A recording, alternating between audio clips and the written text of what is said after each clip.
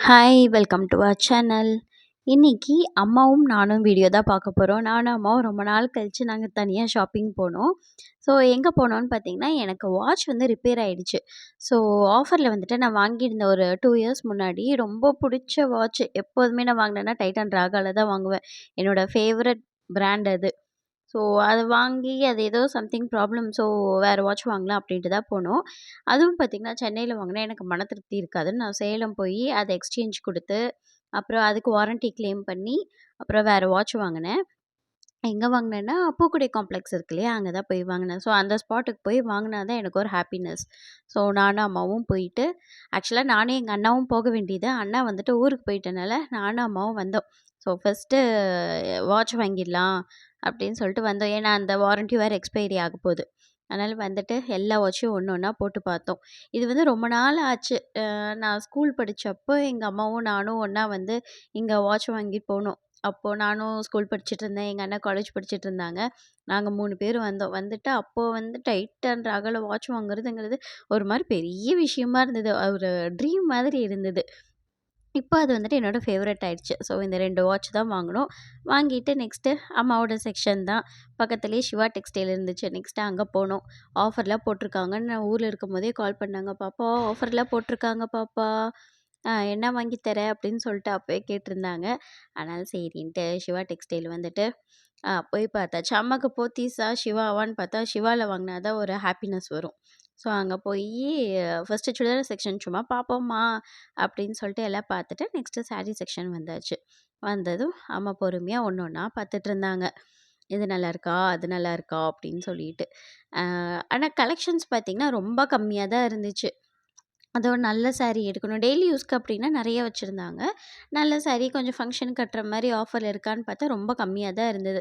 அதாவது ஆல்ரெடி போட்டிருப்பாங்களே ஒரு ப்ரைஸ் போட்டுட்டு அதுக்கமேட்டா டிஸ்கவுண்ட்டுன்னு போட்டு கீழ போட்டிருப்பாங்க. அப்படிதான் இருந்துச்சு. இது ஒண்ணும் ஸ்பெஷலா எந்த டிஸ்கவுண்ட்லயும் இல்ல. ஆல்ரெடி இருக்கிற மாதிரியே தான் இருந்தது. அதில வந்துட்டு ஒரு 2, 3 சாரீ ஷார்ட் லிஸ்ட் பண்ணி எடுத்து வச்சிருந்தாங்க. எடுத்து வச்சுட்டு 2 சாரீ எடுத்துட்டு கிளம்பியாச்சு. அம்மா பர்த்டேக்கு ஒண்ணு, அப்புறம் இன்னொன்னு ஒண்ணு எடுத்தோம். எடுத்துட்டு வெளியில அப்படியே சாப்பிட போயாச்சு. சரி யாரும் இல்ல வீட்ல. அண்ணா, அண்ணி எல்லாம் ஊருக்கு போயிட்டாங்க. அதனால நானும் அம்மாவும் வெளியிலேயே சாப்பிட்டு, அப்பா வந்துட்டு ஏதாவது வாங்கிக்க சொல்லிட்டோம். வாங்கிட்டு வீட்டுக்கு கிளம்பியாச்சு. ம். மசால் பஜ்ஜி.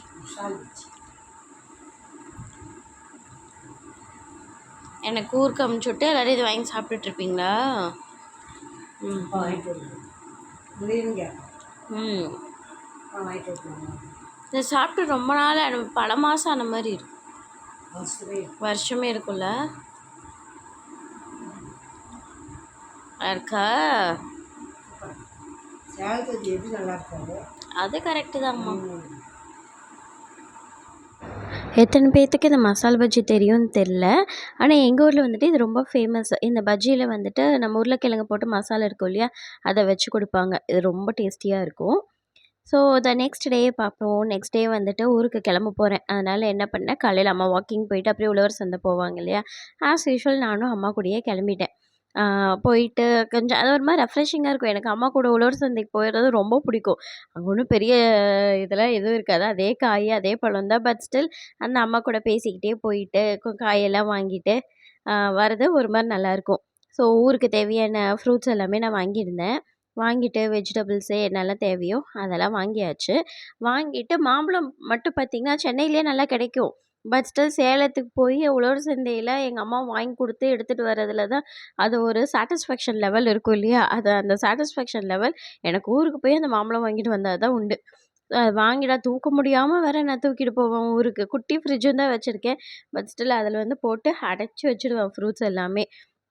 ஸோ எல்லாமே வாங்கிட்டு வீடு வரைக்கும் தூக்கிட்டு வர முடியாதுன்னு சொல்லிட்டு அப்பா வந்து அங்கே நின்னுட்டாரு. ஸோ அப்பா கிட்ட லக்கேஜ் எல்லாமே குடுத்து விட்டாச்சு. அப்பா வீட்டுக்கு எடுத்துட்டு வந்துட்டாரு. எடுத்துட்டு வந்துட்டு சண்டே மார்னிங் இல்லையா? சிக்கன் குழம்பு இல்லாம எப்படி? ஸோ அம்மா வந்துட்டு நான் உழவர் சந்தையில போயிட்டு வந்து ஒரு குட்டியா தூக்கத்த போட்டாச்சு. தூங்கி எந்திரிக்கிறதுக்குள்ளாரையே அம்மா வந்து சிக்கன் குழம்பு, இட்லி, தோசை, அப்புறம் கொஞ்சமா சிக்கன் ஃப்ரை. எனக்கு குழம்புல இருக்கிற சிக்கன் வந்துட்டு அவ்வளோக்கு பிடிக்காது. அதனால அந்த சிக்கன்லாம் எடுத்து அம்மா கொஞ்சம் ஃப்ரை மாதிரி எனக்கு செஞ்சு எடுத்து வச்சுருந்தாங்க. ஸோ எல்லாம் சூப்பராக சாப்பிட்டாச்சு. நானும் அப்பாவும் ஃபஸ்ட்டு உட்காந்து சாப்பிட்டோம். அதுக்கப்புறமேட்டு அம்மா வந்துட்டு அப்புறம் உட்காந்து சாப்பிட்டாங்க. அந்த ஊருக்கு போனால் தான் அந்த மார்னிங் அந்த சிக்கன் குழம்பு, இட்லி இதெல்லாம் சாப்பிட்டு அந்த எந்திரிக்கிறதுல இது இன்னொரு level of satisfaction level. So next ஊருக்கு என்னம்மா பேக் பண்ண வாங்குனீங்க? வேண்டியதுதான். சரி, உங்கள் மரத்துது. அப்புறம் இந்த அரிசி, சாப்பாடு அரிசி. செஞ்சு பார்த்து சூப்பராக இருக்குது. ஓகே. அண்ணன் வரும்போது எனக்கு அங்கே அரிசி வாங்க தெரியலைங்கம்மா. அவங்ககிட்ட வெள்ளை பொன்னின்னு தெரியும். வெள்ளை பொன்னி இந்த டிமார்ட்டில் போட்டிருக்காங்க 56 ரூபா. 55 100 தெரியல. சரி, ஓகே.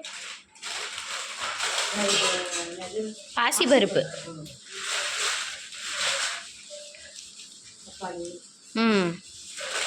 நாட்டு பப்பாளி. ப்ளம்ஸு கவர்லேயே போட்டுருங்க. அப்போ தான் நான் அப்படியே அப்படியே எடுத்து ஃப்ரிட்ஜில் வைக்க முடியும். இல்லை நான் அங்கே போய் பிரித்து.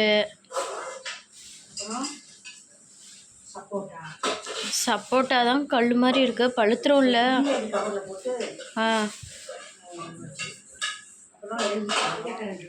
வேண்டாம் வேண்டாம், 2-3 போதும். 2-3 போதும். அத்தனை வச்சு நான் என்ன பண்ணுறேன்? அதுக்குலாம் போட்டு லெமன் ஸ்மெல் வந்து சப்போட்டாக்கு வந்துருச்சுன்னா எப்படி பார்ப்போம்? நல்லா இருக்கு வாசம். 4 10 ரூபா 3 10 ரூபா தான்.